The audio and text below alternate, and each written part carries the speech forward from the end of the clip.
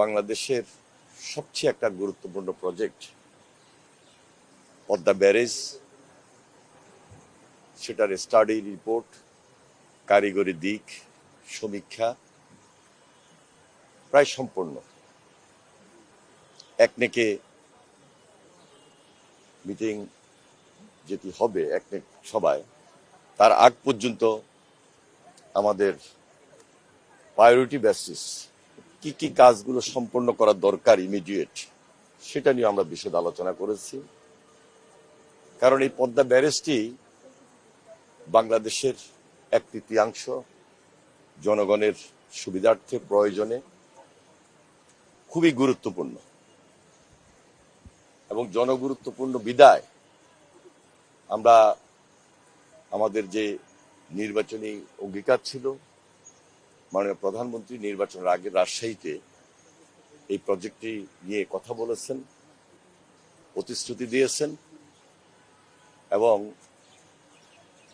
এই প্রজেক্টে আমাদের নর্থ বেঙ্গলের প্রায় 24টি জেলার জনসাধারণ খুব বেশি উপকৃত হবেন এবং সবচেয়ে বেশি গুরুত্বপূর্ণ হলো যে এটা বাংলাদেশের জন্য খুবই প্রয়োজন।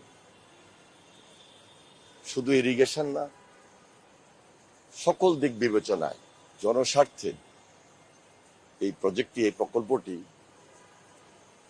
সারা বাংলাদেশের পানির প্রবাহ, ভূগর্ভস্থ পানির লেভেল, মৎস্য চাষ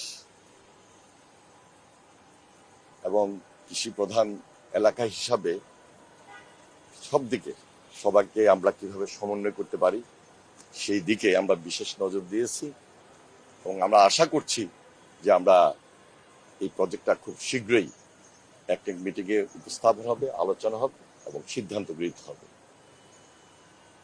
এর বাহিরে তিস্তা মহাপরিকল্পনা, সেটি আরেকটা গুরুত্বপূর্ণ প্রজেক্ট।